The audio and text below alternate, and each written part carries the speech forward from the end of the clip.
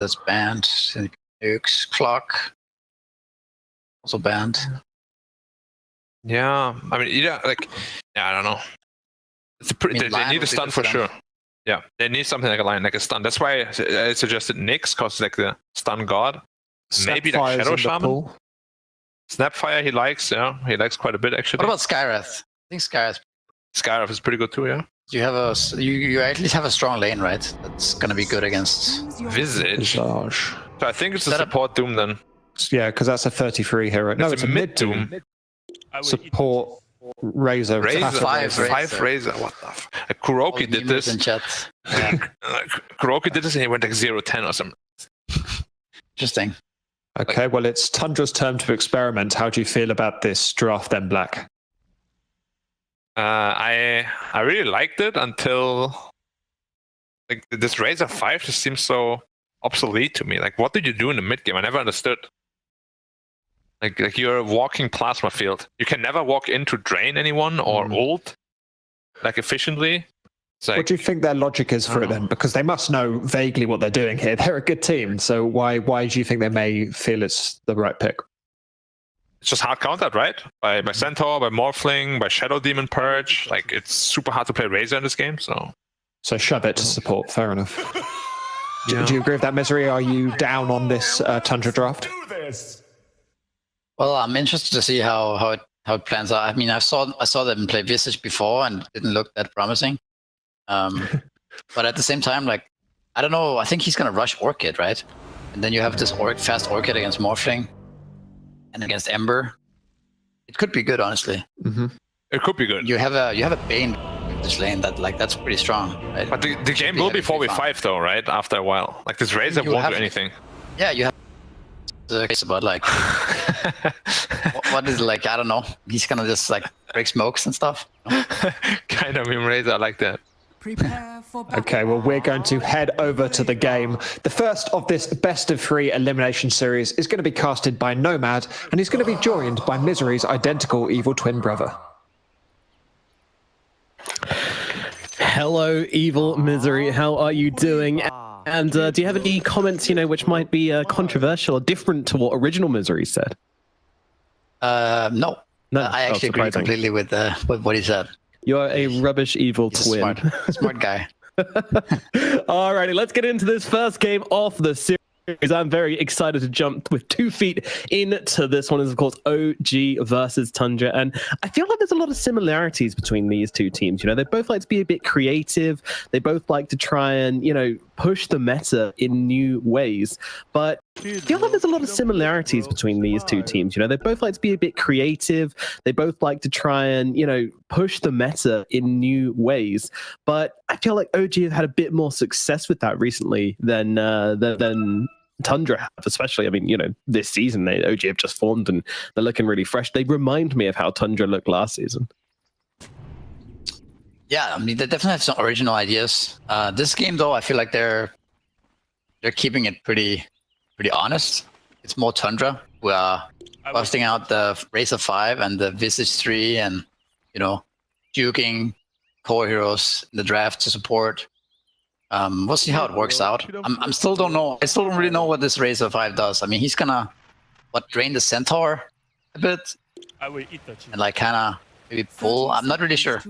Yeah, I haven't seen it. And the game that people are talking about where Kuroki played it, I don't think I saw that game either. So I don't think it went well. But I don't think it went well. But yeah, I don't remember. I think it was at the animation. I really don't know though. Yeah, definitely a questionable decision. But we'll see if it pays off for Tundra in this game, because this is an important game. It's a low bracket elimination match.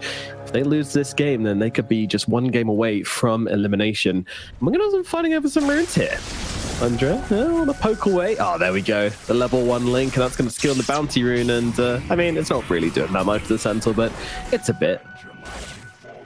Starting with the fluffy head as well. You don't see that every day. No. Wants that little bit of HP. I mean, could it be something to do with the fact that the Morphling and the Ember are both very, very good cores versus a core Razor? Yes, I mean, it definitely didn't look like a good Razor game. Yeah. Right? As a core. But at the same time, the core Razor is going to have BKB, and he's going to have, maybe this refresher, Like, he's gonna have a lot of items, whereas his 5 Razor is not gonna have anything, you would think, right? Yeah. And what then, right? But I think they also did it because they might think that this is a really good Visage game, and their offlane should be winning pretty hard against Morphling, I would say. Visage Bane is really strong lane, right? Yeah, yeah. So the Fata will probably suffer, but it's about how well the Visage can do off the back of that. And of course, you know, it's a POS 5. What does a POS 5 do anyway in team fights? You know, they just place wards and die, in my experience. I mean, maybe he can kind of be a semi-frontliner, right? To tank some disables, tank some lion spells, right? Yeah, yeah. Like, buy tanky items so that... 6 fluffy hats. You know, yeah, if he's the one dying and then the mid-doom or whatever doesn't take the spells, then he's probably done his job. All right, so Misery suggests the 6 fluffy hats build for Fata. He's already buying a 1 though, so the dream's already dead before it's even been born. How's this lane going to go at top though? I mean, so far Fata has been kind of annoying, making it a little bit harder for Amar to last hit. He's only had 3 so far, and it's not like he's been zoned out or anything, so it's doing something. Yeah, I mean, I imagine like Wraith King is going to have a decent time, but at some point the Centaur is going to have his Vanguard, right? And you can't really do much to him anymore. So Wraith King is going to go jungle. And then the Centaur will probably take top tower. But the cool thing is for Tundra is that they have this Visage, right? Who's going to also hit 6 at the similar timing, and they're going to probably play around him to take the bottom tower. Yeah. So they're going to eventually like mirror the towers. I do wonder though, how good of a Visage game is it, would you say? Because in my new brain, I see a Visage and I'm like, okay, well, the Centaur is going to ruin the familiars, the Ember's going to ruin the familiars, you know, they've got loads of like AoE tick damage and stuns, which I just feel is going to cause a lot of issues for 33 this game. So why have they picked it? Well, I think there's something about people going Orchid on Visage right now, and you have this really fast Orchid timing, and with the birds you can actually like pretty much solo kill heroes, right? Or at least put out the like possibility of... Oh my god, Hiragi. Pressure. Ooh, that was close. Sorry, continue. No, but I think nobody really plays Visage, right? It's kind of only Tundra, and they probably have the best understanding of this hero, and it is one of 33's classic heroes from back in the day as well. Yeah. I will eat them. So not quite sure how it's going to work, but they certainly have an idea, and I'm excited to find out what it is. Of course, that Ag's very, very cool on Visage. If you haven't seen it, I won't blame you because he's not a popular hero right now, but Silent as the Night, I believe, or maybe Silent as the Grave, actually, I believe it's called.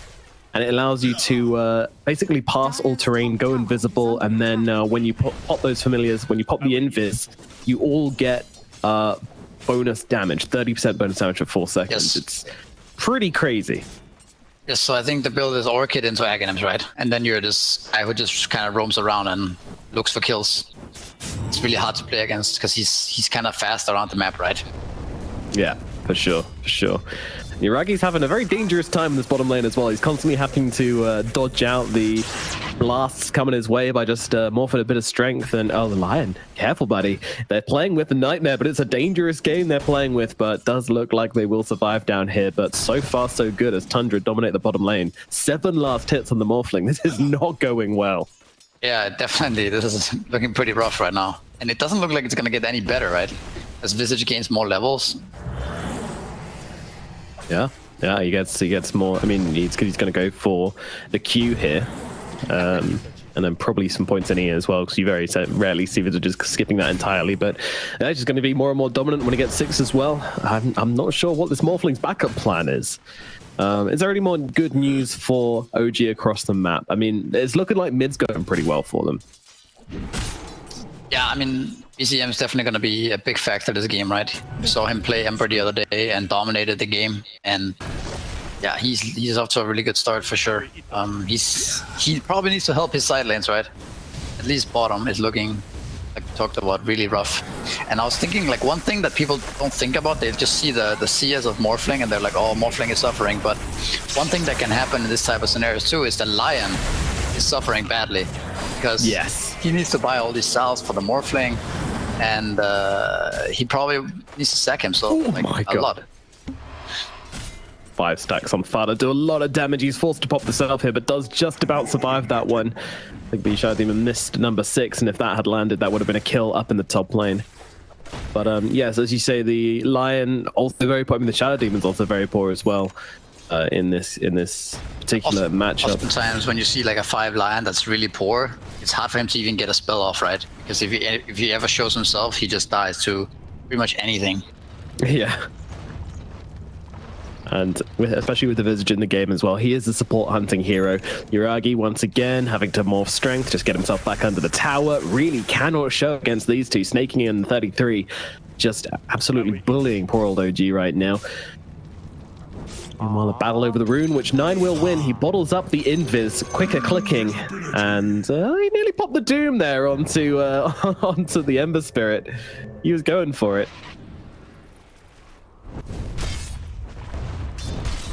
There will be a TP back to base for the Ember. Always have that in his pocket, you know. If things go wrong, just TP back to base. As long as you're level 6, you get that free bungee cord. Now they're going here onto the Doom in the middle lane. Meanwhile, it looks like Snaking's going to get first blood down at bottom. Doom is out onto the Ember, but it seems to be somewhat baited by OG. Not really a bait, actually. His banner comes through as well, and they bring down Tiger. Oh dear. Well, Doom committed onto the Ember. Didn't get the Ember kill like they possibly wanted, but they still get themselves a kill with this.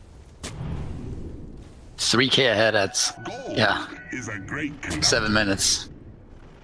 That's quite a lead already. Isn't it just?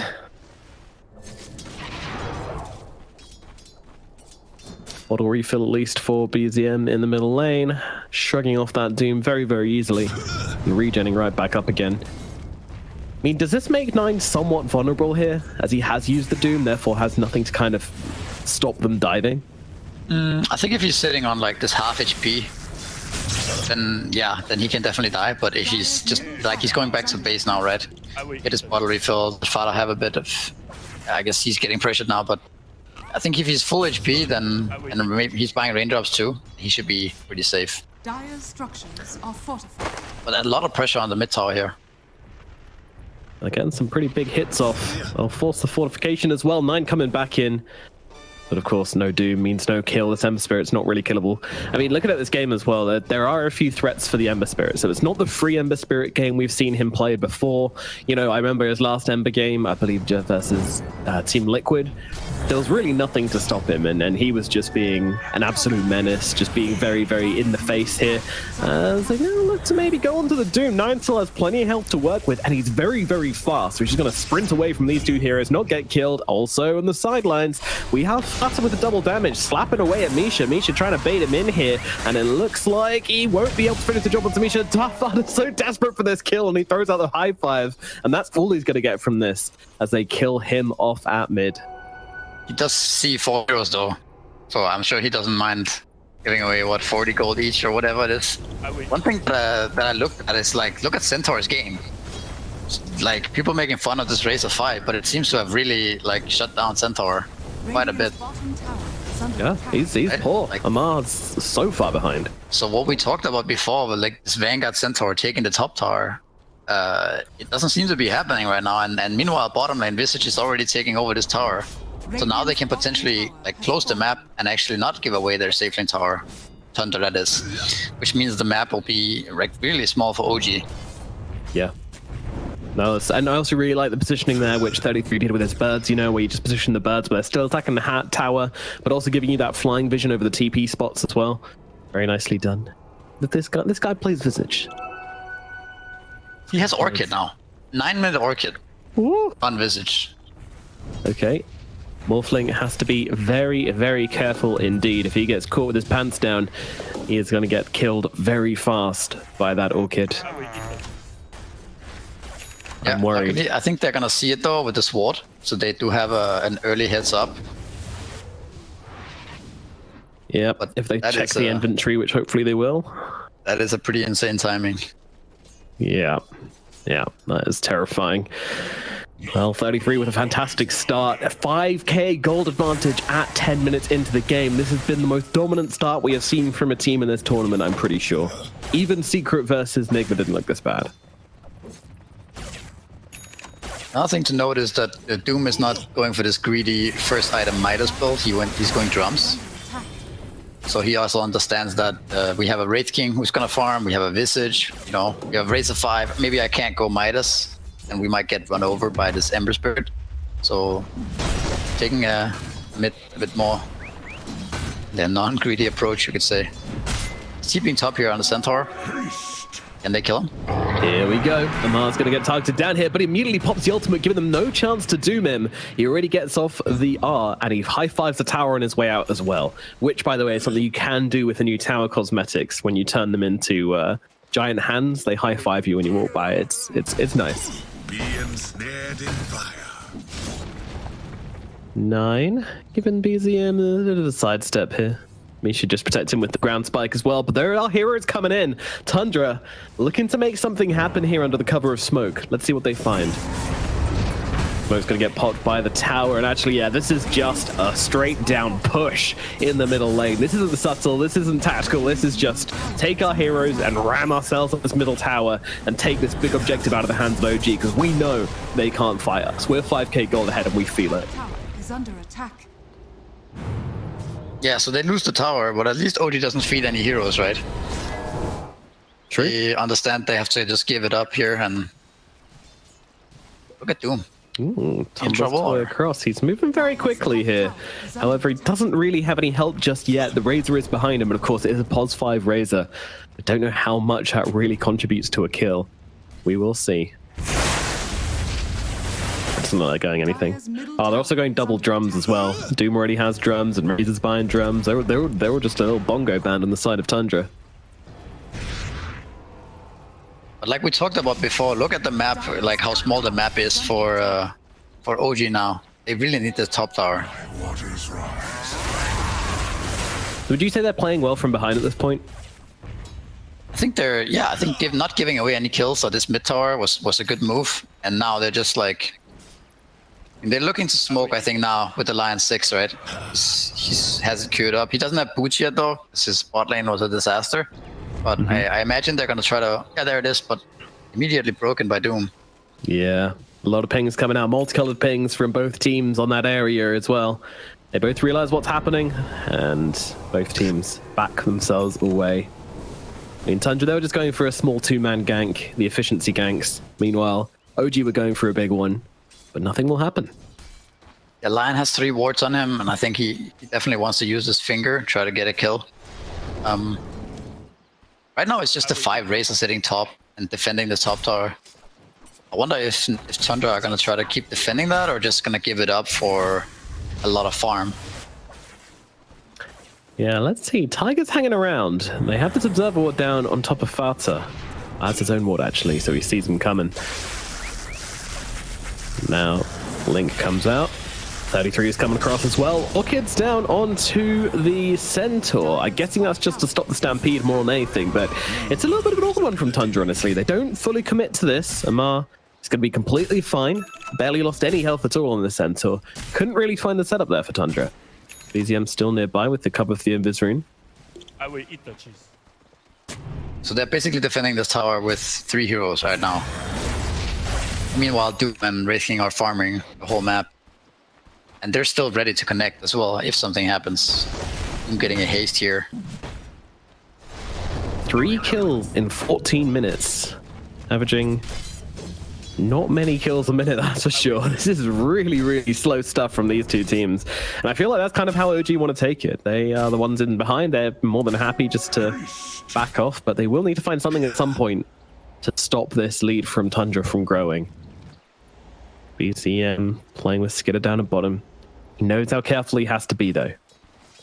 He is playing against a Bane. He is playing against a Doom. Top lane, and Mar's going to throw the stun down onto Fata, and the Finger's going to come down as well. They should get this POS 5 kill onto the Razor, and they do. OG draw the 4th kill of the game just before 5 minutes. 15 minutes. Oh, look at Ember. Kinda caught here. Yeah, he's taking some heavy damage. Snaky's going to come across as well. They're going to need to interrupt this, and they will be able to do that as the Shadow Demon comes across with a disruption to keep BZM alive. Now BZM turns it back around onto 33, and he's the one to fall instead. Great response from the side of OG. They keep their Ember alive, and they instead get the kill onto the very fat Tundra offlaner. Huge.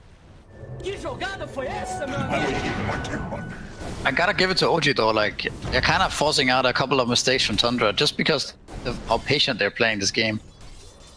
They're definitely behind, right? And their map is definitely smaller, but they're not giving Tundra any openings to get further kills. Oh, their positioning is so good, it feels like every time they try and go for something, it's just punished. Yeah, they're not panicking, throwing bodies at this top tower, right? And like giving Tundra, like I said, like giving them openings to you know, benefit from the huge map that they have. Yeah, definitely. But at the same time, like Wraith King almost has Blink Dagger, Doom almost has BKB. Quick blink away. I mean, there is no ultimate on Snake King now, so it might be kind of tempting to fight, but Skitter is very strong. That blink on the way. This will give them some kind of initiation. That's what they felt like they were missing, I think.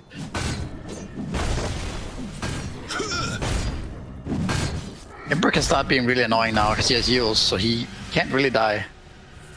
He can kind of always get out. Unless he gets slapped into a grip, I guess.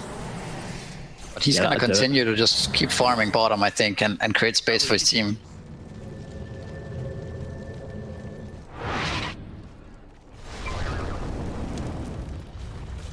Looks like OG's gonna go for a smoke here.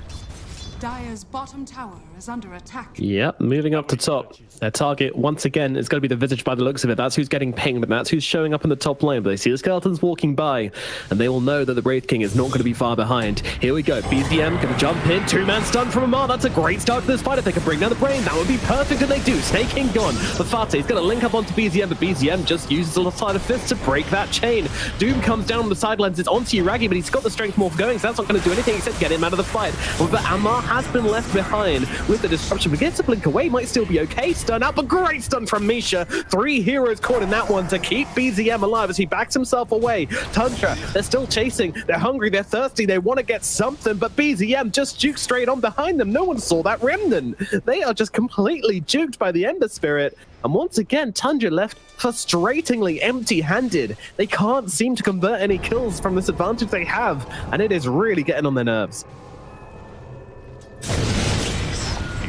Doom used, and this might actually be OG's time to go. Skinner does try to jump in, find himself a target, but won't really find one straight off the bat, and now they force him away. That was actually the blast from Uragi to push him away from the side of OG. But of course, has the second life. They don't really want to pour too many resources into taking away the Skeleton King's first life as he runs back again. Oh my goodness. Just toggling himself. No real source of damage to threaten him there. Now they see the Doom. This is a Doomless Doom, half a man, but with Fada backing him up, they don't overcommit. Once again, OG just very cognizant not to make mistakes, but they might have just made one here actually, as they've got the link, they've got the stun, they've got the kill onto Amar. The Centaur goes down, Fata throws forward the tip as well onto Mr. Amar. Yeah, that was kind of like the first mistake, you could argue, that where Tundra could actually get a kill, right? Apart from that, it's been like really good trades. But even this time, like Morphin got a tower top, and he has finished his Linkens. He's, you know, level 12. So his game is actually recovered quite nicely. Same goes for Ember. So considering like how badly they lost their lanes, they've actually like managed to really get out of the game nicely. Yeah, they're not thriving, but they are surviving. Yeah, I mean they're doing good. And Doom didn't go Midas, so it's not going to be this. I mean, he might still get really fat, right? Because he's a Doom, but at least there's no Midas on him too. True. They haven't got this super scaling lineup like they could do on the side of Tundra. It does feel like a lineup made to make things happen, but that has been their biggest struggle so far. Maybe. And what do you expect in the next move to be from Tundra? I mean, once they get Desolator, this Wraith King can kill Roshan, you know, in a matter of seconds, pretty much, with the Visage. But it looks like they're already now gonna make a play. At least they're grouping up around. Yeah, grouping up. Not sure, but like the longer this game goes, I'm not sure how well Tundra's heroes scale. Like the Razor and the Visage. Visage doesn't scale as well if he doesn't get, you know, continue to get kills, I think, and farm. Compared to all OG's heroes scale really well. It is a bit of an issue which Tundra will have to address, and I mean that's kind of why I'm waiting for them to make these plays. I'm kind of waiting for them to go and start some fights. But as you say, OG are just making it so difficult for them. They're not giving them the opportunities. They're not being out of position. They're not even giving them kills on position 5s. No one's running forward to place down risky wards or anything like that. OG is just accepting their position in the game and said, yeah, we're just going to draw a mistake out of you instead. They're also drawing on the map exactly kind of what Tundra are doing right now. And they see the ward being placed down, so they understand that they're smoked. But this might give a free Roshan to Tundra, though. So DD as well on Wraith King. Yep. Now this would be big. This would give Tundra that kind of extra protection they need to go and make some plays, but OG, they're not going to let this happen for free. Amar, Misha, they're heading towards the pit. They're going to get their smoke broken now, and with the poison in, they'll know exactly what's going on. They'll know exactly how much health Roshan is on.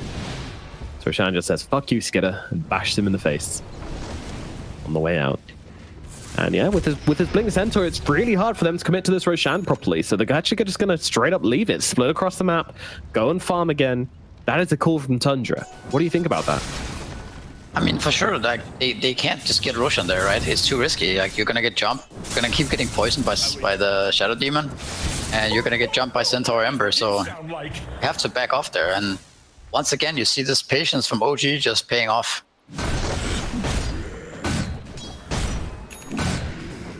The net worth is also like stagnant, right? It was down to 5k before, now it's back up to 6, but a lot of this is based on just Doom, being Doom, right? Devour. Doom doing Doom things. Link Dagger brought out on the courier though. Another source of initiation is now available for the side of Tundra, and as you see, it's got the Centaur creep as well. The possibility of initiation is pretty high for Tundra now. If they can catch out this Ember Spirit, this would be huge. He jumps in the stop, but too quick on BZM. He goes for the sleight of fist over towards the small camp. I mean, that was insanely quick, wasn't it? I mean, I think he already kind of knew that it was a possibility there, so he was playing a bit cautious. I think even if he didn't, even if he didn't slide, 9 was a little bit off on the stun. Right. Yeah, I mean, I'm not saying it was slow. Like he's definitely, his reaction time is. I mean, they didn't know Doom had the blink. Oh, hold on, someone's just been blinked on up at top, and that's going to be Tiger Ball down. Meanwhile, 9 with a BKB trying to chase down Misha. Misha doesn't have the health for this. He's going to get killed off. Blink across from 9 as well, but once again, BZM just going to keep his distance from the Doom. Doesn't want to get caught out right now. Also, Yuragi trying to escape on the side. Tundra, they get the supports, and a buyback comes out from Misha. They are not letting them take this Roshan. This is where OG draw the line. You can take up tier 1 towers. That's okay. Tier 1 mid, all yours. But the Roshan, no sir. Ags now completed from 33 as well, so you can see he's just floating around the map, being wherever he needs to be. Ready with the damage. Oh, the Bane in some trouble, but who's in more trouble? That is going to be Misha, taken out again as he diebacks into this one. Snaking so low, but they can't finish him off. They've got the sleep out onto the Centaur. They're trying to finish the job, but the stomp comes out. The damage is there, and BZM is going to get taken down as well. Tiger's going to be the next one on Tundra's shopping list, and that guy not going to last very long at all. Tiger is gone. 3 heroes down on OG with a dieback as well. They have secured themselves the Roshan in this instance. Yeah, and then we kind of saw how strong Tundra really are when OG give them any opportunity to get jumped. Like, Lion just dies in 1 hit, right? And same with Shadow Demon, so... Yeah, I mean, it felt like it was almost inevitable that Tundra eventually are gonna find them and catch them off guard. But OG played well for so long that, yeah, it just seemed like Tundra was getting outplayed, but yeah, now it's... Now they finally got what they wanted, you know? A couple of kills into Roshan. And Vincere just finished his Aghanims now, so he's gonna look to pick people off on the side lanes. And of course, we have the triple life Wraith King now as well, so when it comes to shoving down lanes, absolutely no problems there. Yeah, Tundra, they finally find themselves a point. I mean, it was patient from them as well, right? We talked so much about OG not making mistakes, but Tundra, yeah, they weren't making the plays, but they also weren't really making any huge unforgivable mistakes or anything like that. Yeah, Fada's pretty damn tanky actually on this +5 Razor. They can't really take him down. But no, I agree with you for sure. It was a very easy spot to get frustrated in for Tundra and overextend somewhere and kind of throw away your lead, right? Absolutely. But they didn't do that. They just kept cool and kept going for another smoke and then another smoke and then eventually found an opening. And all the while farming up as well, making sure they don't fall behind. You know that this is a Doom and a Wraith King, but neither of them have a Midas, but they're still doing very well when it comes to that money to keep themselves on top. Oh, Hex out onto the Doom here. Misha on the run. Meanwhile, Lamar on the sub side has been caught out by Skitter and by 33, and they're going to be able to kill off Lamar with relative ease. Meanwhile, Misha once again being melted by his best friend 9. Radiant's top tower is under attack. I guess one thing that's kind of, you know, unfortunate for OG in this game is the Centaur as a hero. Like, well, look top actually. Oh, BZM, he's being spotted. Silent as the grave doing its job. Doom comes down, and this is going to be a free on to the Ember Spirits, found by 33. Great read from him to check those trees. I was talking about Centaur, like, this hero does not really play well from behind, and I think this hero relies a lot on getting that fast Vanguard and then taking the enemy safe lane tower. When you can't do that, it doesn't really feel good to me, Centaur. Ideally, what you want to do is buy Vanguard and Hood before Blink Dagger, right? Be able to farm like really aggressively and continue to be tanky in the game, but that hasn't really been possible for him this game. Not at all. Not at all. I mean, it's not an Amar hero either, is it? You know, he plays it for sure, but it's no Mars, it's no Timber. I think I would say it's in his arsenal. Meanwhile, yeah. Misha is getting one shot. Okay, goodbye, Misha. Thanks for installing Dota 2 the video game. Meanwhile, Yuragi, oh no, they've got the grip out onto him, the Morphling. I don't think he's escaping from this one, but in comes Amar in the backlines with the stun, but it's not enough to get Yuragi out of there. And they are going to lose the Morphling, and I think Tiger might be having similar difficulties back here as they just keep on finding more. Tundra are piling the logs onto the fire, and we have another log in the middle lane as well, who's about to be set alight, and he is 30 Amar as the sprays come down, the tips come out, the voice lines are there as well. Yeah, they're making a statement here, Tundra. Yeah, for sure. Now it's starting to get out of hand, right? Once your carry starts dying, like your last hope in this game. Middle tower has fallen. But yeah, we also saw the Visage Silent as a Grave come into play earlier. Forced the Orchid, right? You forced Ember to go Yule Scepter, and now he's going Linken's as well. You force him to into this defensive item build, and then he still gets caught, right, by the Visage later on. So it's paying off once again here. Wait, this is going to be a long-ass stun duration here. Unfortunately, just a little bit of delay between the birds, and BZM is able to escape. I think they're waiting to see if the Remnant ran out, right? Oh, I didn't notice actually, but I think they wouldn't have been able to get him there. Radiant's bottom tower is under attack. Just fishing to see if it's possible. Yeah, also just kind of get him out of there, right? Don't allow him to go so deep on the map. Farm. Radiant's bottom tower is under attack. Aghanim's actually queued up on the Centaur. This is a throwback to the Seb Centaur. Maybe also there as well. They're going to pop the Stampede to just try and blow up the Razor immediately. The Snaking's there with the save. They'll throw out the finger. This is a lot committed for the kill on Tafata. Meanwhile, the Doom jumps in the backlines, but he is going to get disrupted by the Shadow Demon. Skitter is now looking for his target, and that's his target. It's Misha again, running away on like 40 HP. Run, little lion. He is actually going to escape this one for now. Meanwhile, in the front, they've blown up 9. The shotgun is out. Click, click, boom, says Yuragi as he takes down another. And now inside that Razor form, it's over towards Snaking. The Linken's going to help him for the time being as he kills off another. Great fight for OG. Tundra with the overextensions, heavily punished by the 5-man lineup of OG, and they keep their line alive somehow through all of that as well, which is just ridiculous. Yeah, I mean, I still think OG are playing this game really well, considering what's happened in the laning phase and what they're up against. They keep kind of baiting Tundra in and like playing their side of the map, their vision very well. So it still feels like it's of course Tundra's game to lose, but at the same time, you still can't count OG out. Like this Morphling is climbing up the net worth chart here. He really is. He really is. Yeah, I did have one death earlier on, which has slowed him down a little bit, but yeah. That said, still, 12k gold advantage for Tundra. It's still sizable. It's by no means an even game just yet. Tundra, they've got a few more plays to go before this game starts to look tricky for them. Bot lane, maybe? Oh. Gets out in time. I think he actually killed the creeps, and Snaking lost vision there for half a second. That's unlucky. But also somewhat BZM knowing the limits, knowing the timings, just playing on the edge, as he usually does.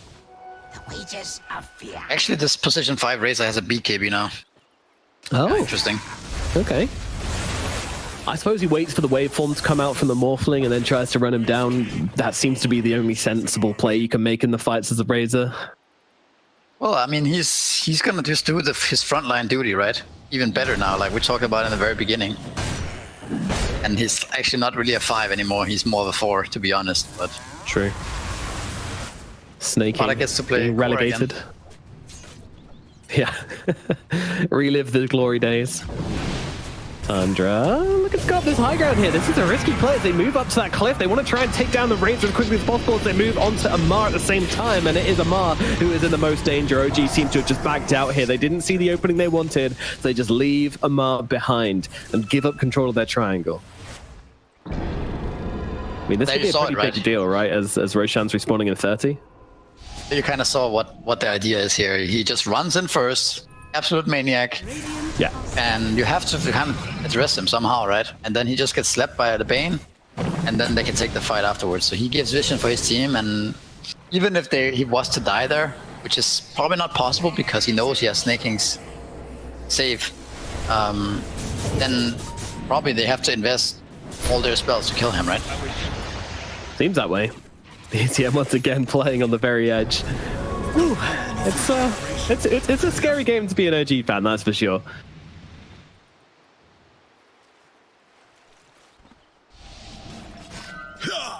But yeah, these fights, with that one going the way of Tundra, Roshan is looking very likely for them. Let's see when the respawn it. Okay, that was the respawn. In we go. Smoke up though. Can they make it there in time? Yeah, they're gonna have to be quick. They've got Desolator Wraith King. He does so much damage towards Roche. He's getting down low, about half HP now. The OG should get here. Amar, his smoke's gonna break.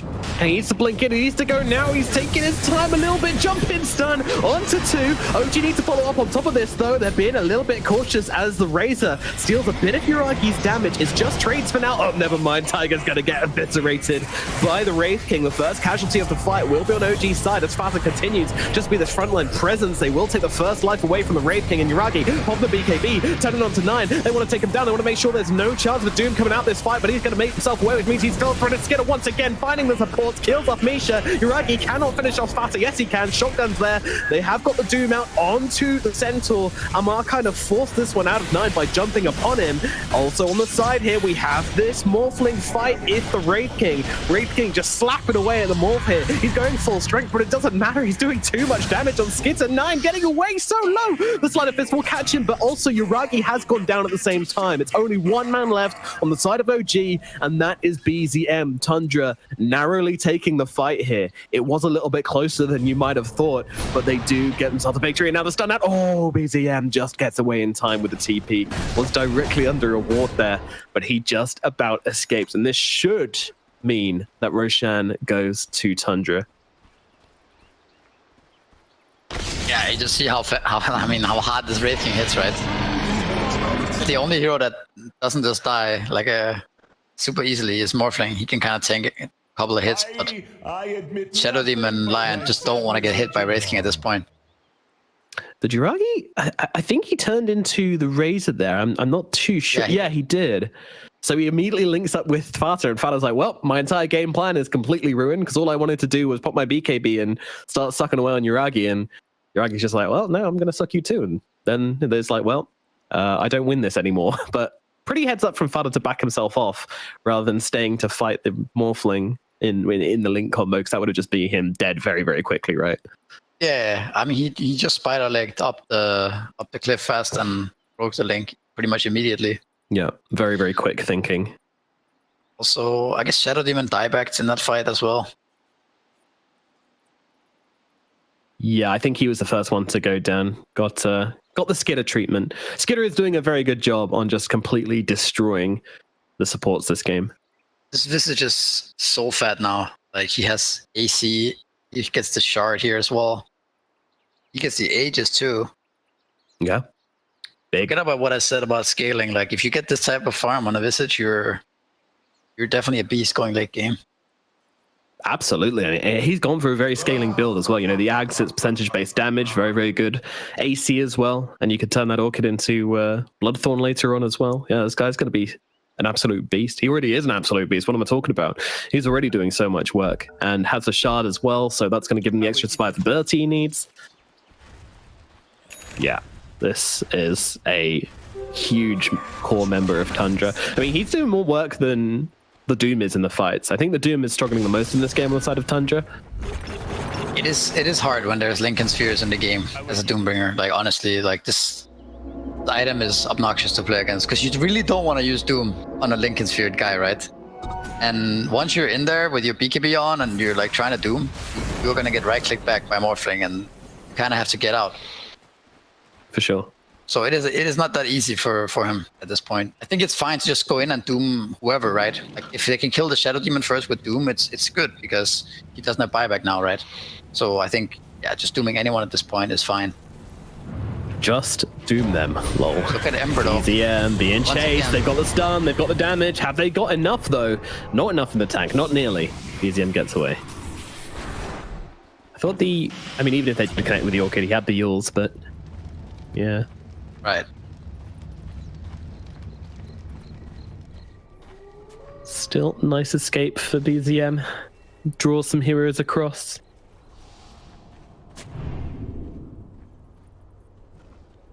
But yeah, Tundra.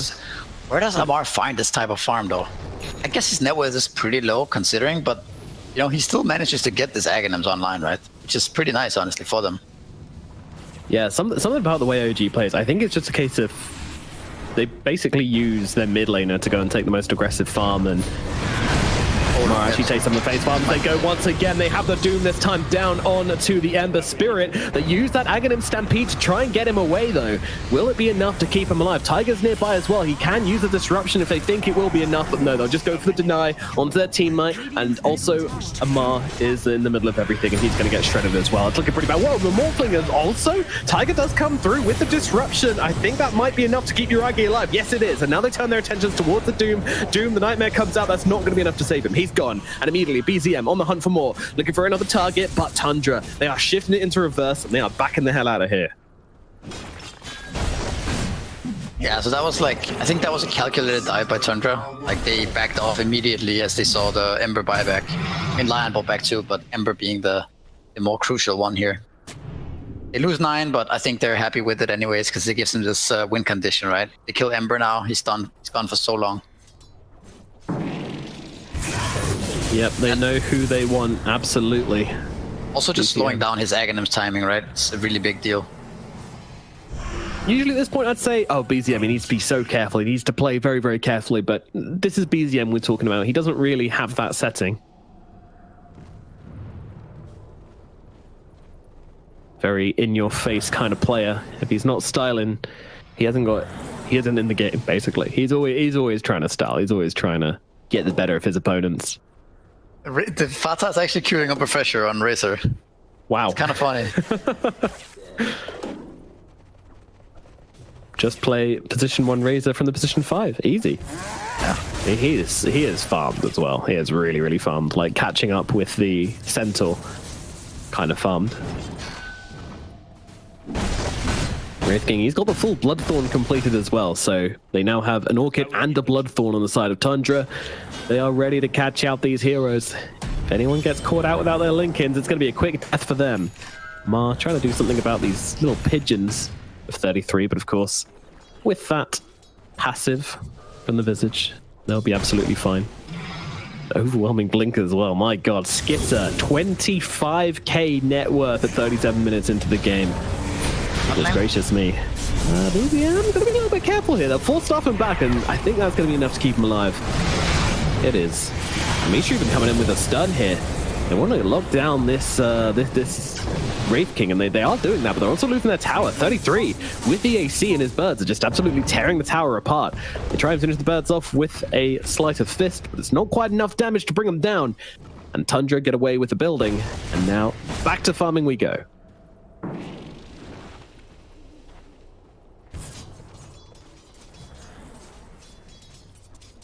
This Visage is actually really obnoxious, man. This Invis, birds being Invis as well. Yeah, it's very obnoxious. Hard to play anywhere on the map. You don't have a sentry. Is so. Well, Shadow deadly. played on Morphling. Ooh. It's cool. We saw a Tor do this the other day as well. Silver Edge just being such a strong item now. My waters rise.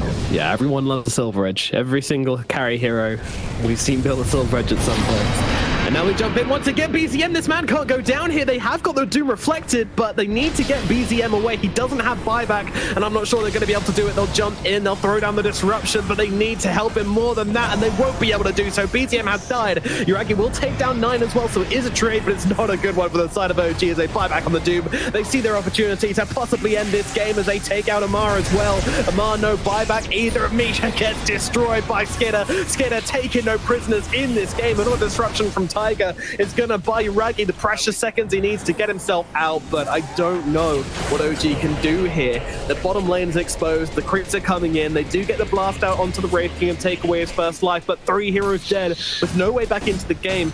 Tundra are going to start taking buildings. Oh, and they die so fast too, the buildings. Yeah, so Leveler, AC, birds, skeletons. Guys, massive. Another shotgun down onto the Wraith King. Does take him pretty damn low here. Almost loses that second life, but not quite. And they are not slowing down. They are not slowing down one bit. Second lane gone. OG, their third lane of barracks, threatened by Tundra right now. They've saved the fortify all this time. And now they pop it. OG, can they stop this from happening? 18 seconds on the Centaur, 12 seconds on the Lion. As Yuragi tries to blow up 9-9, just pops a BKB and runs at him. Final lane of barracks is going to fall here. I don't believe there's anything that OG can do to stop it. Down it will go, and Tundra have mega creeped OG in the first game of this best of 3 lower bracket series. That is a big, big win for them. 30k gold advantage. I mean, it seems very, very hard for them to lose the game at this point. Yeah, I mean, for sure. But what do you think? There's still a chance they're gonna stick around? Might as well just play it out. It's not over till the Ancient explodes. And a team playing under this organization knows that better than anyone else. So they will play it out, but yeah, I mean, what has to go right for OG? A lot of puzzle pieces has to fall into place for them to even win a fight, let alone the game, and 1 fight's not going to be enough. 2 fights aren't going to be enough. I mean, Doom did buy back before, so if you can somehow jump him and burst him, right, then you have a 4-5 already, and who knows then what can happen after. They're looking to smoke Roshan, I think, and try to... Maybe they could snipe Roshan, it could be big as well, but it's not up yet though. Yeah, they've got like about 40 seconds until the creeps pour back into their base once again. No, it's not. Misha can't dangle himself like that. He is just too tempting. Now the creeps pour into OG's base, and they are not inside to defend it currently. Linken's is popped, Yules is out, he needs some help. Meanwhile, Wraith King is actually getting beaten down by the side of OG, but they can't really kill him off for a second time here. I don't believe that BKB coming. Meanwhile, Tiger's getting beaten up by Fata. Fata with the BKB and the static link gets a kill. And also, they've got the grip. Oh, Yuragi, he is gone. Buyback instantaneous coming out from him. Amar trying to run away, but Nine catches him on the retreat here. They have got the Lotus Orb thrown onto himself, but it's not going to be enough to save him. Another hero dead. The Centaur is out of the equation. Tundra still fighting, 5-man strong. 3 heroes left to try and defend this one. That just feels like it's not going to happen. Make it 2 as they take down Misha. They'll turn to Yuragi. The GGs are called. Game number 1. It goes the way of Tundra Esports. Yep.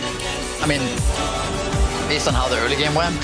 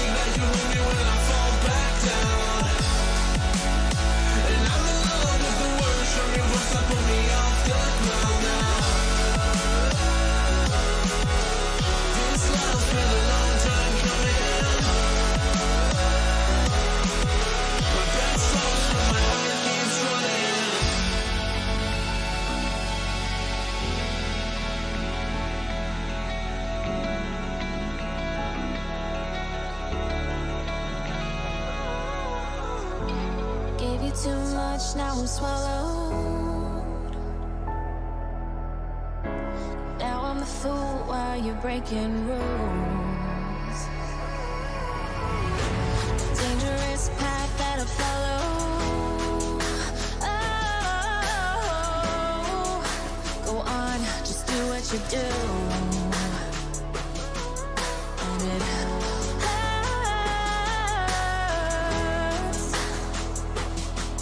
as I bleed for you, cry for you. Oh, let me bleed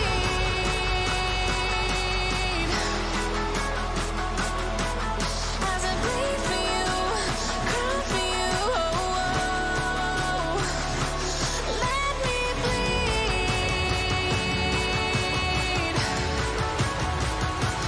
Let me bleed.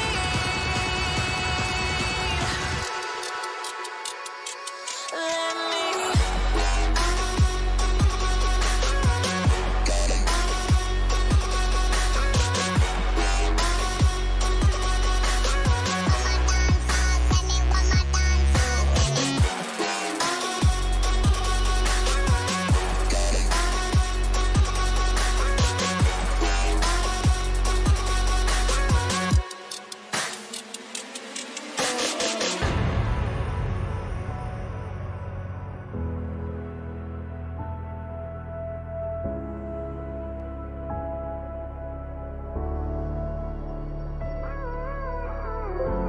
All of the pain seems to follow like a shadow, dark and cold to the touch.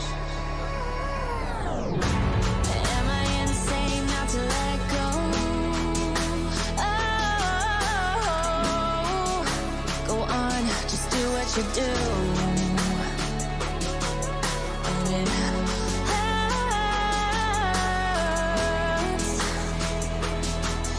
as I bleed for you, cry for you. Oh, let me bleed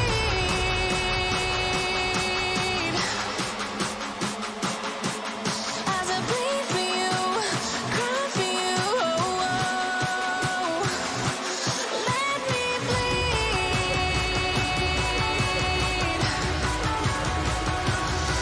me bleed.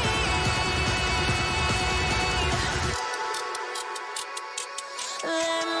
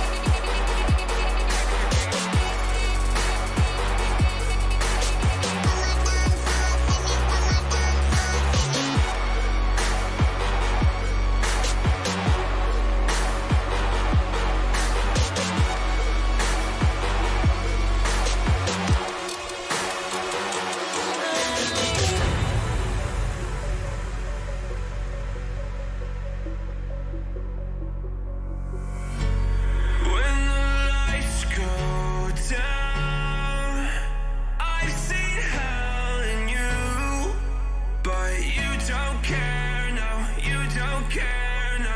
You just rather watch me fall from a golden mile. I can see you at the call. Think about it, ring won't tell you what I saw. When you break it off, you'll see who had it all. You had it all.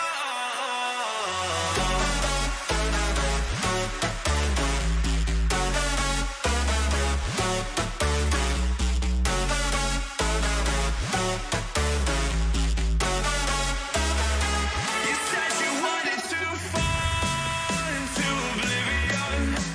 Forget about the world we're living in. Fall into oblivion.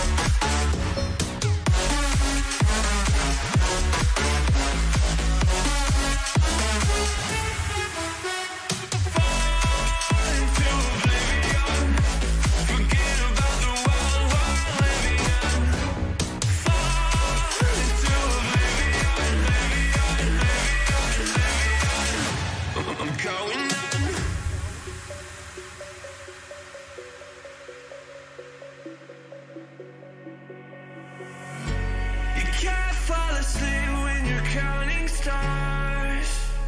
Get it together. Your mind can't sleep when you let it serve. Now you wanna see me fall. From a golden mile, I can see you at the call. Think about it, ring will tell you what I saw. When you break it up, you'll see who had it all. You had it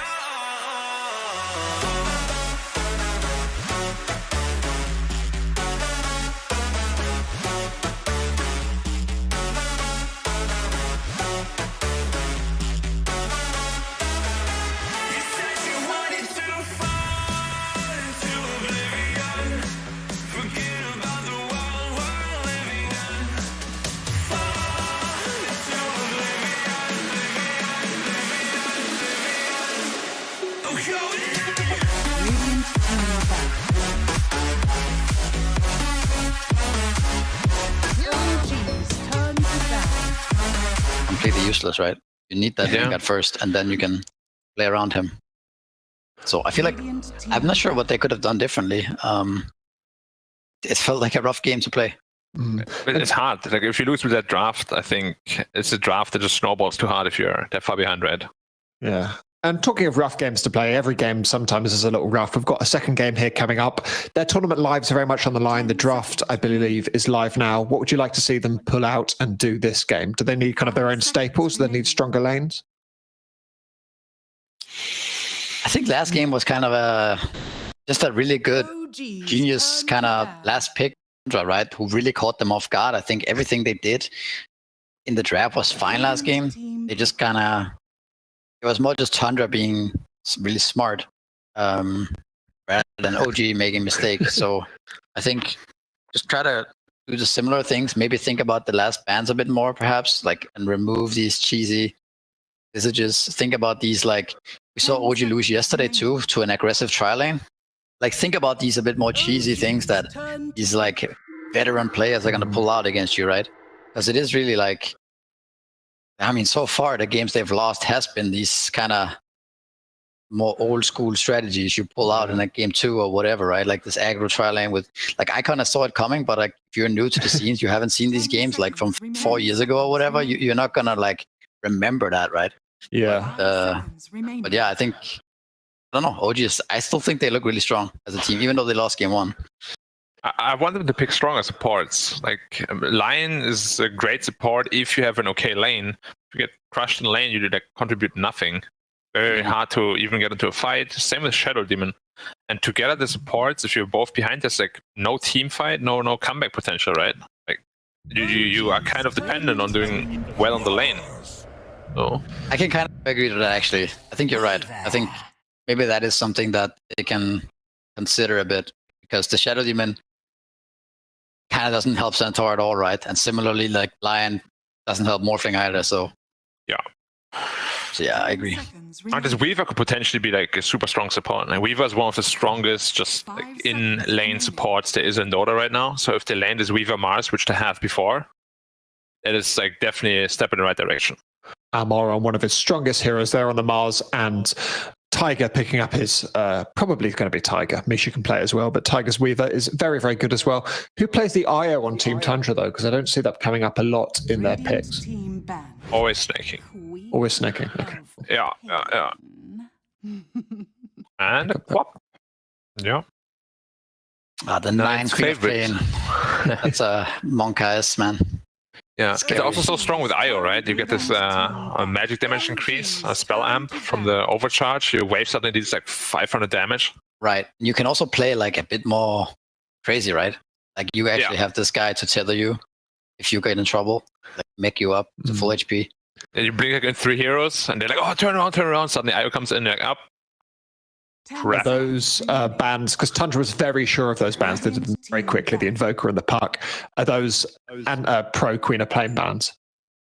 Yeah, all counter Quap in the lane, right? You're probably going to see Tundra pick Tidehunter if they don't ban it, OG. How come? Why do you think so? Just like, I think it's their go-to 33 IO hero.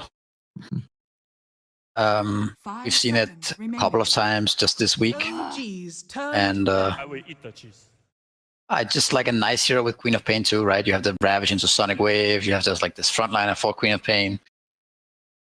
Yeah. But I would like that. OG should definitely expect it, right? To some at least. So if they leave it, maybe they have an idea of, or they're not scared of it. What would you think about like a 5 IO and you just do the Nyx and Darkseer again? That's also an option, sure. I quite liked it against the Weaver Mars. Because like it's very strong in the lane because they poke a lot, right? But IO kind of makes up for that. Fair enough. Yeah, OG, I can see that.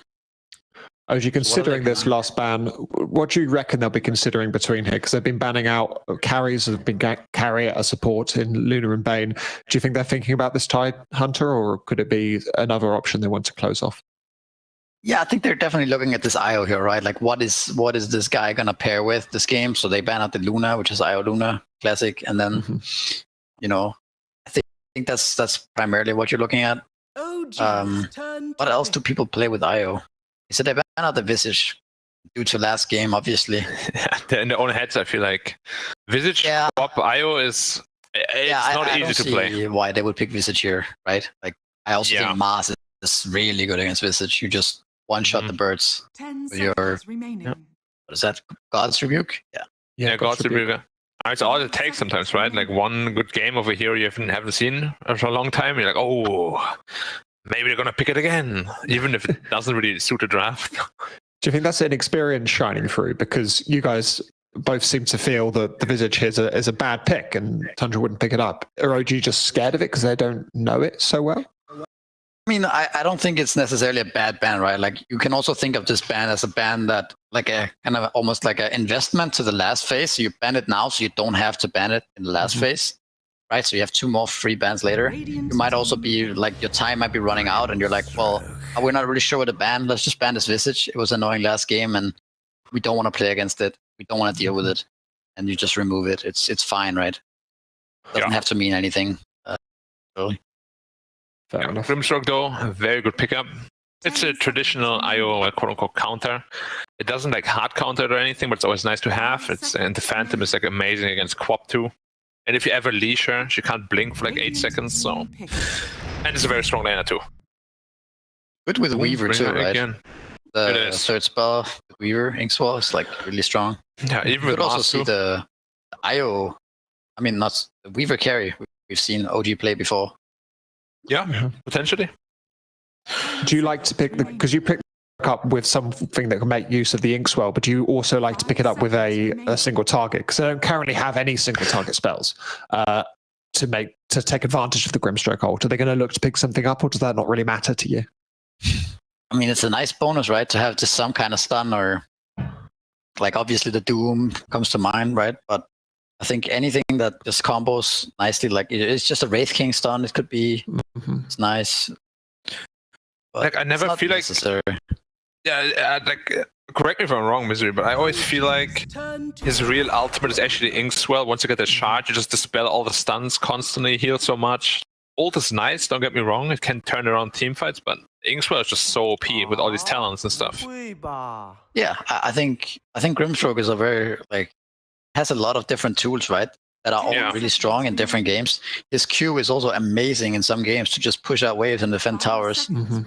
His W has really high utility against certain heroes like Timbersaw as well, right? So yeah, I think sometimes the ultimate is the main key, right? With Doom or with we saw the TI OG, the old OG played Pugna with Grimstroke, right? And you have this double suck, and so yeah, I agree. It's just a matter of which game. So DK Doom, I support DK. I mean, 33 plays both DK and Doom. I guess we could see 9 on the Doom again. This is a Fata DK, dude. This is a Fata post 5 DK. It feels like that, right? I think it is. Yeah. Medusa has a very good answer though. Has a super high win rate against Quap, I think, across the board, and it lands very well against Doom. It's there. 10 seconds. It lands very well against anybody that can throw them, and you don't care about being doomed. 5 very strong pick. I like it too. Solid pick. Yeah. It's like the run at us kind of hero, right? Now I think Tundra needs to think what hero can we pick that can one-to-one outcarry Medusa, right? So they don't need to run into this Mars Medusa with Grimstroke. Time for anti-mage. Well, that probably will get banned, right? Yeah, probably. And then So what are the PL might other be next in options? line. Like PL, Anti-Mage. I personally also quite like Monkey King. Because Medusa is so immobile, hard to get out of the ring. Monkey King would also synergize with their lineup, right? Now they could actually potentially run at OG a bit 10 seconds remaining. and also go late game. What about something like an Alchemist here? Outgreed them? Is that a hero? It's possible. It's just like Mars Weaver, which I assume is going to be the dual lane, is so scary for like a low armor hero. You also have the guy who could just rush Vessel really fast. Yeah. I mean, we never see that hero anyways, so it's probably not going to happen.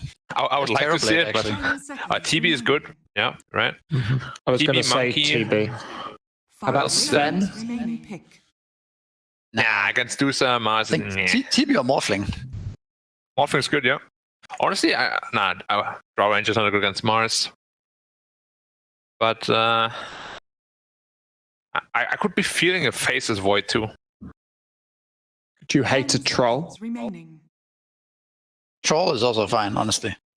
It's just weird. Like this DK5 needs it's like a decent laner. That's why I thought Monkey King, because Dragon Knight Monkey King can actually threaten the Mars. If you pick that, this like Dragon Knight Troll. With Troll, sure. It's just the matchup against Dusa isn't as good. Let's focus on OG. What are they looking to pick up in their last phase? What sort of role are they needing? They're needing to fill a mid laner, but what type of mid laner do they need? Like a Some Storm. kind of playmaker, I think, right? Like some kind of stun Yeah. playmaker. Some initiator that can make the game easy for us. Yeah. Band, but I mean Void Spirit maybe. Void Spirit, Storm Spirit. Yep, I think so. Bat Rider, we saw him actually run. Oh, this is a pretty good bat game right now. Yeah. It's not good against Quap, but in the game it's juicy against the DK and Doom. Mm-hmm. It is. And they have last pick too, so. But I don't think I'm gonna go for this game because I think it's too greedy with Medusa. Yeah. And you're picking Bat into a bad mid matchup, which means he's gonna be having a slow start. What do you think about they need some initiation. I would like to see Storm Spirit or Puck, I think. It's banned. Puck's banned. Is it Rave King? Yeah, that's what we expected, right? Zone. Like a DK5, actually. We expected that. We didn't mention the Wraith King, No, but we it didn't also makes mention sense. You just pick this guy for a Scooter, right? It's like his go-to, and I think it's fine against Medusa too, right? It is. Medusa gets super fat late game, 5-6 slots, then you might have a problem, but for a long time you can definitely take a lot of map control with Wraith King. Tinker. That is so greedy. The That's Tinker Dusa is a giga greedy, no? I guess. Like, can't they just run over the Tinker now? Medusa can never help, and like if they keep ganking this Tinker with like the IO Quap or something, it's I feel like it looks hard for the Tinker. But of course, if he has a good start and gets a good mid game, it looks amazing. I would also think it looks a bit greedy, and they also have the only way to really start a fight for them is the Amar getting some kind of spear, right? Yeah. Last time we saw that. Yeah, it's a very hard thing for Amars, I think. Normally you want some kind of setup at least. Yeah. Until Hex, at least for Tinker, right? Which is going to be super late. Yeah, or an Acceptor for Medusa. 5 seconds. Okay, well, let's think about these two drafts. Misery, what do you prefer? What do you think is going to happen in this game? I cannot bet against the 9 Quap. I think he has been looking so dominant, and I don't think there's no disables for him, right? It's a free Quap game once again. That's the Grimstroke. They're also gonna play around this Quap, I feel, with their DK and their Wisp and give him all the runes, and I think it's gonna be a 9 show. Mm-hmm. Yep. Do you agree? Are they going to push it to the 9s, Black? I like the changes that OG made in the draft, that they went for stronger supports, but the overall idea, they're still so damn greedy. Like last game I got punished really badly for it, and like, let's do it again. And I don't know. It just looks too greedy for me. I think I agree with Misery. Okay, well, sometimes greed is good, and can OG rely on this Medusa to help them stay in this tournament, or will Tundra be advancing to the next round? We're going to find out with Nomad and Lizard. Thank you very much, Dan and the gang. Yes, indeed, it is an interesting draft this time around. The Medusa pick seems like something very different for OG, who have enjoyed these more dynamic, safe laners. Lizard, what do you think of this one? Yeah, I wasn't with you guys for game one. I saw some juicy picks, Visage and whatnot. I agree with the panel. I think the Stinker and Medusa are greedy. But then again, I'm looking at Tundra. Do they have those good ways of getting on top of Tinker? Besides the Queen of Pain, they don't, right? So maybe BZM can have a little bit of his BZM magic and just destroy Tundra with the Tinker, which this hero can be a playmaker. It can be a very scary nuisance in the mid game. When it comes to vision, only Weaver is providing him with it, right? So you don't have some Night Stalker or Bounty Hunter or anything like that. So we'll see. Yeah, I mean, they have some catch on the side of 9, but they also have options on OG as well. You know, I feel like Mars is a very good saving hero in a lot of circumstances. Like, yeah, he doesn't have any actual saving abilities, but Spear can be very useful. Nice long-range stun. Arena as well can be used in the right circumstances. And Misha as well is going to be a big one. Are we expecting him to run for the Aghanims this game? If the game goes well, perhaps, but keep in mind that this is a position 5 Weaver. So Misha will probably, even if he does get it, it's not going to be fast. I do like the position 4 Grimstroke with Mars. Actually, that activates Mars in a completely different way. You're thinking about Mars as this hero that struggles to initiate, right? Because you jump in and you try to spear. Well, if you have Inkswell, you can jump in, use God's Rebuke, I will eat the cheese. and Ooh, bit of fighting. And 3 Tundra rules gets for Tundra. 3 Wrap bounty. it up. Yep, GG. It is Tundra going through the low. No, but it is I will nice. eat the cheese. Yeah, and this lane, right, like the Mars and Grimstroke is pretty scary too. I just want to see how well Dragonite will do, because I've seen this on position 5 actually quite a few times recently. Not in pro games. You run in, you stun, and you just hit. And it's so annoying. Like, this is one of the longest, if not the longest stun level 1. Yeah, pretty insane, that Dragon Tail duration. It's just a pretty powerful ability. It always has been. Not one to overlook. So Fada, we'll see what he can do as Tiger just hits him. Look at that. Tiger's he's just out of the game. He's gone to make himself a coffee.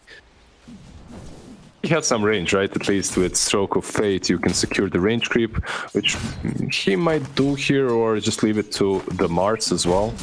And you can see Taiga is already running away. Dragonite on one side, Taiga on the other. Yep, using the creeps as a shield. Please, leave me alone, you stupid dragon man. Doesn't fear anything. Such a Fata thing to do, right? Take this Dragonite, put it on a 5. Yep, game 1 Razor, game 2 DK, easy. Oh, he was Razor position 5 first. Okay, okay. There were some Eastern European players that used to do that a long time ago. With no success, however, but Fata made it work. Do you remember when Kuro did it? We were trying to remember when Kuro did it last cast and we couldn't remember. Nope. Actually can't remember. Who knows? So lanes, I mean the lanes were an absolute disaster last game, let me tell you. It was an absolute thwacking. Tundra did just not let OG get anything out of their side lanes. Mid was pretty good for BZM, but elsewhere it was absolute destruction. So good to see already things looking a little bit better for OG, but this Medusa, she is struggling. Radiant's Any lane which gives Wisp movement speed is so nice to have, right? This position 4 IO plus 33 with Scorched Earth and Infernal Blade. We've seen this, we witnessed it before, right? Absolutely no points in Devour early on, and you just play to dominate the lane itself. It's a different approach to the lane with the Doom, but it's definitely popular one at the moment. Yeah, that's nice, especially when you're playing with the IO, right? That just makes it so much more tempting. Screw Devour. Tiger getting pretty low to the harasser Fada at bottom, forces him back, and now Fada will get to work on Amar. Just hitting him with that big old sword of his. Whack, whack, whack. It's just such a funny thing to watch. Very annoying when you're playing it, but when you're watching it, he just runs up to you, stuns you. He has Dragon Blood.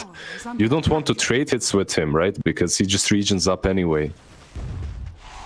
As long as he's careful enough to not get speared into the tower or something like that, Fata should be fine. Yeah, and actually, Tiger's walking all the way back to base now, so he is not even going to TP back. He's just going to walk back and then TP back to lane, because he knows that he needs regen for himself, and he needs to bring his master some regen as well, so that's exactly what he'll do.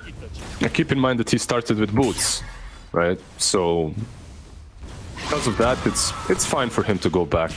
He's actually... Snake King, will he be able to finish the job here? No, he will not. He runs out of balls, unfortunately. Medusa is being pressured a little bit by 33, and they do have the tether. Like in a lane such as this one, you just have to be careful to tether a little bit sooner, so you have it off cooldown a little bit later too, and they don't go on you and finish you off. And Fada continues to be annoying, blocks the ancient stack as well. I want to talk a little bit more about BZM Tinker, because it is an interesting pick, and it's something which he's been playing a little bit of. Last time we saw it, it was very aggressive. That was the one thing we thought about it. It was very frontline, did get picked off a bit too many times, to be honest, but overall, very, very good. I mean, he just had a ridiculously good early game. Will he get away with that this game? Was it the game that we casted together and the Tinker won? Or did the Tinker lose in that game? Because I'm casting some Eastern European. Pretty sure he lost that game, but I could be wrong. Yeah, I feel like Tinker is a hero that can definitely work right now, but I, just like Panel, agree that it feels better to have a little bit more of an active safe laner, some semi-carry, or at least a carry that doesn't need as much as a Medusa. Got it. I will eat the cheese. And then you've got Queen of Pain on the other hand as well, where 9 is just going to be everywhere and everywhere, trying to be as active as possible. Yeah, he's actually hunting for a kill. Yeah. He got level 6, and 9 actually leveled up Sonic Wave instantly. He's searching for him, but BZM is not giving away his position right now, at least. I love it when you resist. Yes, resisting death. It's kind of important, kind of what we're all trying to do most of the time. Oh, and there we go, finds it. BZM's going to get blown up by 9, makes the mistake of daring to show his face for just a second, and 9 will rip it clean off. There was no way he survives after that. Like, literally no way. The moment he shows himself, he dies, and I believe he knew it. Why he went for that? Is he a madman? Does he want to get that level 6 and just region up? I'm not sure, but first blood goes for 9. Yeah, that's a pretty big deal. That is a pretty big deal for 9. I feel like it was an active choice from BZM, but I wouldn't want to say that, because that does seem like a crazy thing to do. It's first blood. You don't give away first blood in the middle lane. Look at Fada as well. He's like, hey man, I like these stacks you've made. I'm just going to hang out here now and yeah, be annoying. Well, 9 is trying to actually take them. Yeah, but they have got the Inkswell out onto the Weaver. They're going to be able to stun up 9 for now, and they've also got the Silence. However, I think Misha could be the one in some trouble. The Ancient's just tearing him apart as well, joining in to just bully the poor old Misha there. And now it's Tundra who are coming in. They're invading. They're taking the stacks. There needs to be responsive from OG, and he'll throw some rockets across. But I'm not sure it's going to be enough to stop Tundra just cleaning out this hard camp. He's like, please go away. Please go away. And as he's throwing these little pebbles at Queen of Pain and Io, and they absolutely don't care. Fata might fall. They're going back in for the Tinker. They don't have the damage, right? I don't think so. It's a bit of a long TP, but he gets out eventually. Not only did you lose the stacks, you also wasted that whole time and still farming, throwing rockets at them, which didn't really accomplish much. Plus they get a kill on a DK, which is alright. It's something. I mean, is a kill worth that big stack? I wouldn't have thought so. Probably not. It's a position 5 DK, so yeah. They're chasing him. Man, they are so hungry for BZM here. Misha is nearby, as is Tiger though. And we saw that combination do a bit of work before. And yeah, Bism just gone immediately. He said we're not wasting any time trying to trade with 9 or anything like that. Do you call him Bosom? Sometimes. It's, you know, fun little nickname. We're very, very good friends, me and Bazim. Yeah, I mean, that's how you pronounce it, right? So makes Technically, sense. I mean, it's lowercase, so if we're being pedantic here, then... Actually, there's a Queen of Pain with her ulti ready, but no mana. Yeah, that's an issue. That's an issue. I trying to come across and help out, and Tiger could actually be in some trouble. Is trying to help out is TPing Tinker. Now 9 trying to just get on top under the tower with the right clicks, with the overcharge. It's not enough. It is enough. Tiger does die to the dagger eventually, but Snaking will follow him to the grave. So a very deep dive from Tundra. I feel like if Queen of Pain waited a little bit just to get a bit more mana, and then she goes in, they finish off Grimstroke way faster, and probably Snaking doesn't follow, right? He doesn't die. But when you're dominating, sometimes what matters is to assert even further dominance, and he certainly did that by diving tier 2. There is a completed helmet, I believe, on Skitter. Yeah, there is. And Amar just finished off his... Is that phase boots going his way? Yep. We've seen this move before from BZM. In the triangle, smoked up, trying to take the agents, but look at 9. They know immediately what's going on. They're going to try and take down BZM, and they're going to be able to do exactly that. The Sonic Wave cuts him in 2. And now, do they take the ancient stack as well? Feels like not. Misha was like, yeah, I'm moving aside. This Sonic Wave is all you, brother. He moves so he doesn't get picked up by it as well. He's leeching some of the experience that... he gets that level 5 at least, but like you said, we've seen BZM do exactly that with the smoke and Ancients, right? We casted that game. If we saw it, Tundra saw it as well, so they knew exactly what was going on, what will happen, and they punished them. Yeah, they've done their research, which is important. You know, considering there's DPC going alongside this as well. Sometimes you can get away with it, but this time around, Tundra did do their research. They watched the replays. They know what's going on, and they do not let the Tinker get away with it. Yeah. So far, one hero that we completely forgot about, I believe, is 33 on the top lane. He has pretty much a Midas completed now with that level 4 Devour, and with one hero that we completely forgot about, I believe, is 33 on the top lane. He has pretty much a Midas completed now with that level 4 Devour, and with no levels in Doom. Why skill Doom if you're not gonna Doom anything? And what's a Doom without a Doom? He is So many just questions. silence, isn't he? Doesn't really have a... maybe Bringer, if we're talking about old Doom. This is dead fodder on the tower. Alrighty. And now Uragi's being jumped by 9. Snaking joining in as well. He's just going straight away for the TP out. They know the weakness of this Io Quap duo. And that's the fact they don't have TPs. The Tigers just want to walk up the high ground. Oh my god, look at the laser! What the hell? They just get completely destroyed by them. Oh my god. Alright. Now I understand. Yeah. I was blind, but now I can see. Grimstroke, Soulbind plus Tinker. That's where it's at. The amount of damage. Bouncing laser just I mean, Snaking just perished. He doesn't... Yep. Indeed, he did. Queen of Pain as well. Yeah, she wasn't much tankier too. Actually, when you think about it, I had more HP than Queen of Pain. That was Fada? violent. Fada doing his best to try and defend this bottom tower. Another combo going. Oh, hold on, BZM, he's been caught. They just jump on top of him. Skidder brings him down. And the kill goes to 9 once again. BZM once again. You know, I did mention it before. He does like to be very front lines on this Tinker, and sometimes that can work out against them. This time he gets caught out, and they deal with the Tinker very swiftly. I don't really worry for him anymore after seeing that Grimstroke combination. Every time Grimstroke has Soulbind, just go and make that play. Io will be probably tethering a target, right? So it's a free usage of the Soulbind combination. They do have to be close though for the laser to bounce. That's true. So that's true. As long as you're not cuddling. The Snaking does love a cuddle. You can just tell by looking at him. He's a cuddler for sure. This is a dragon under a tower, and now it's a dragon dead. They do get the deny on the tower as well. BZM's able to take that one down and spamming out some more rockets, just trying to keep him nice and low.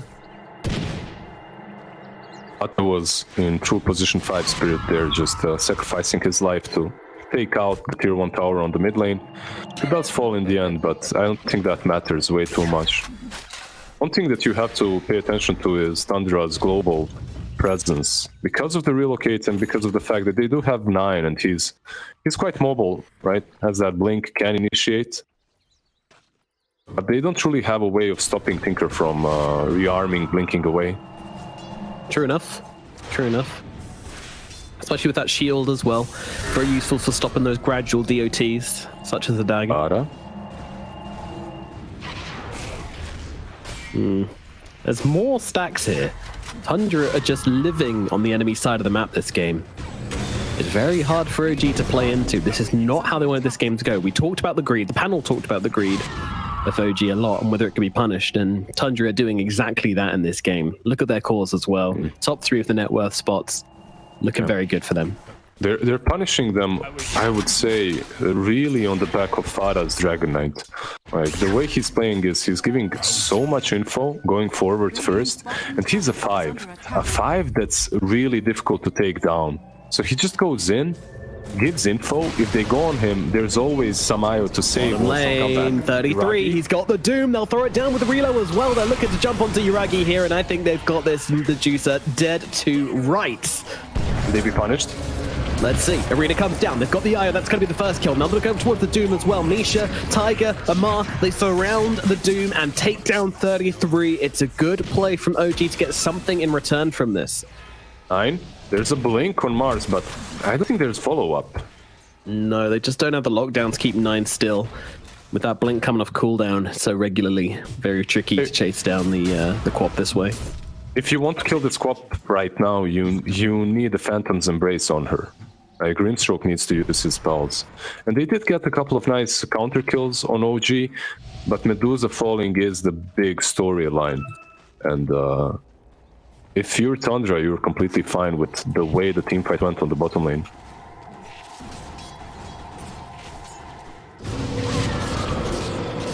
Top lane. Ooh. Okay, all right. This is another IO catch here, I believe. So they're being very cautious about this. No, OG don't seem to trust that, do they? We're like, we don't want to get ulti by this Queen of Pain. We don't overcommit to a snaking kill. I mean, it's very efficient though, right? I think they didn't see the tether being broken. God's Rebuke actually broke tether, so he couldn't get out. Because of that, they were kind of playing around him. As they know that Io is kind of a tricky hero to kill. He can always just tether and get away if Phantom Embrace is dead, obviously.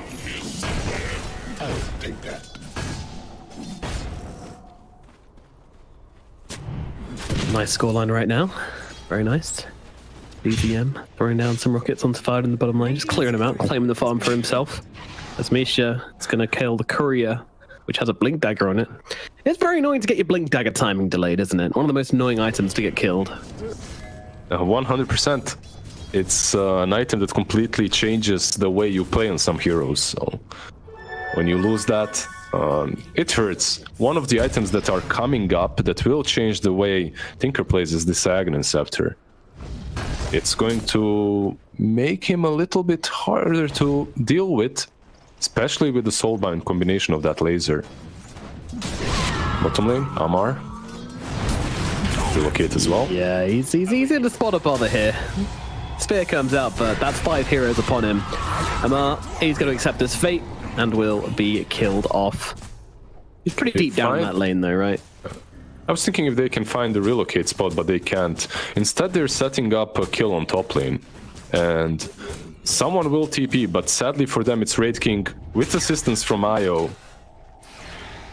Yeah, do they want to try and fight into this? I don't think so. Misha's still considering it. He's scooted on across, just giving the information.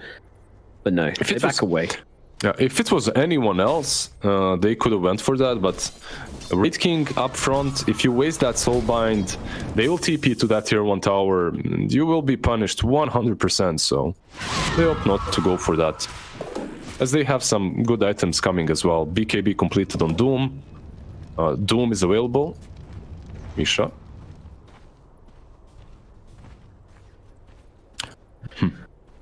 OG searching for an opportunity. That sentry doing a lot of work. Not finding it though. And they've got nothing to play for in this part of the map, OG, so they're just going to back away. This is very peculiar from both of these teams how they're playing. Like Medusa is free farming, and she's not really like not one of these teams is thinking about defending her or going for her. It's next level. They understand that tier 2 on top lane is probably where Tundra will try to go, and they did, but they got repelled already. As a diving dragon. And why do you think that is? Why does this top tier 2 matter when the Medusa's in the jungle? The top tier 2 and the triangle, no, not the triangle, sorry, the area around the shrine helps with access to the Rosh pit. And it's historically one of those areas that you want to take control of.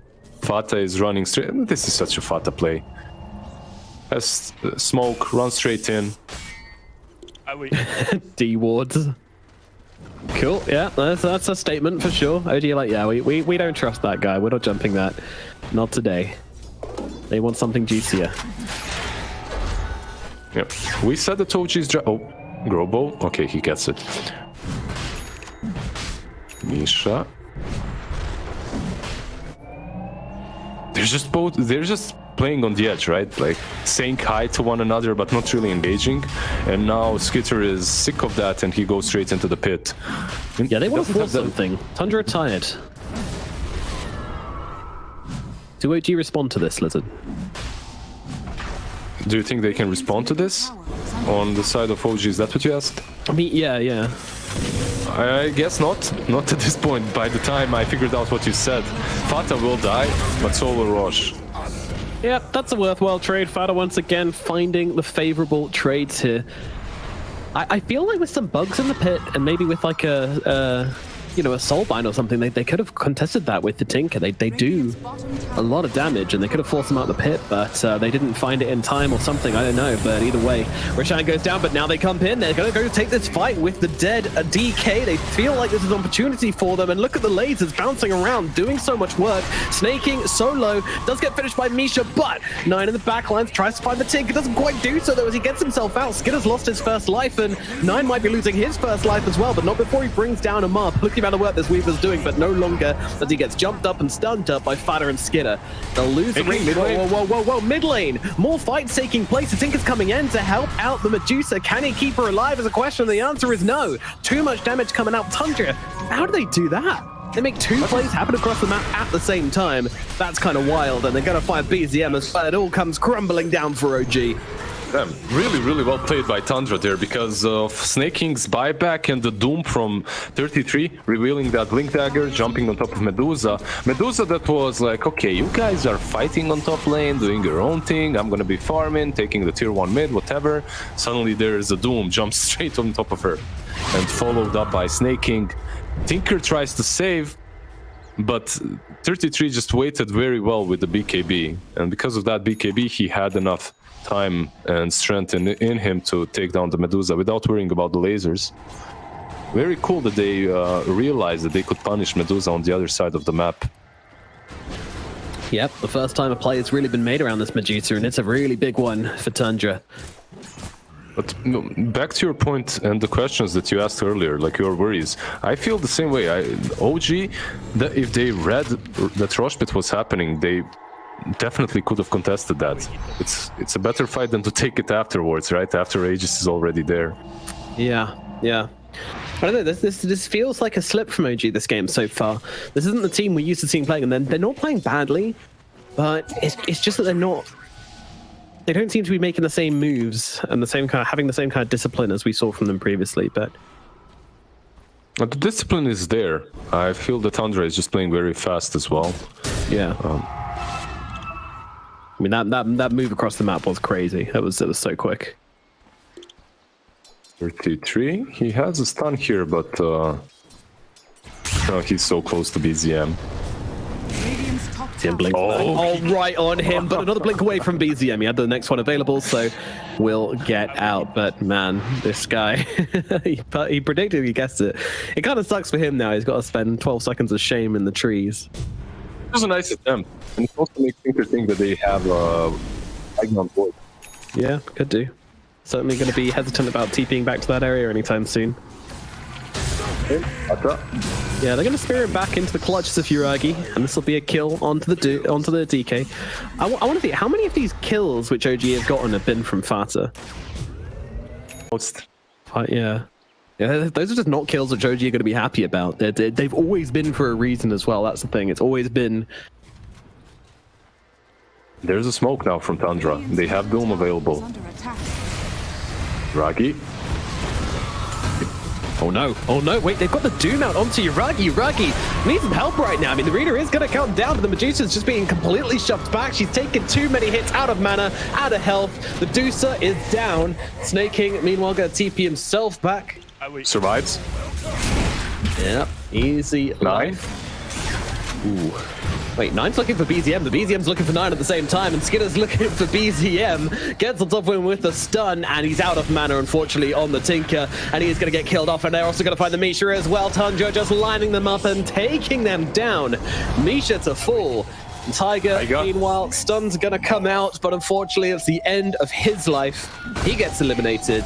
And that is 4 dead on the side of OG. A terrible fight for them. They get 9, but that's about it, I'm afraid. It was a decent attempt of Misha's Weaver to delay the death there a little bit and try to body block, but it doesn't matter. They have phase boots anyway. They get the kills, and the way the Tundra is playing is very fast. Like they're taking every single team fight as soon as the cooldowns are off.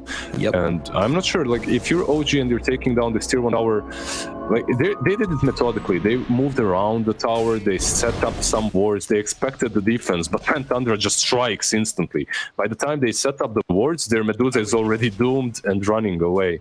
And what's allowing them to make these plays?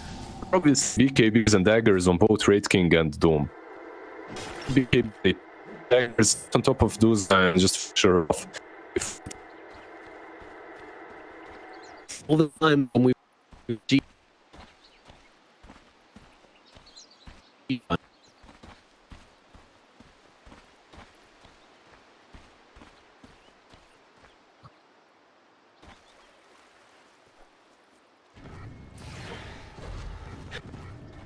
play down bottom, or at least, I mean, it's more like just trying to claim this part of the map, but not wanting to just throw bodies up there.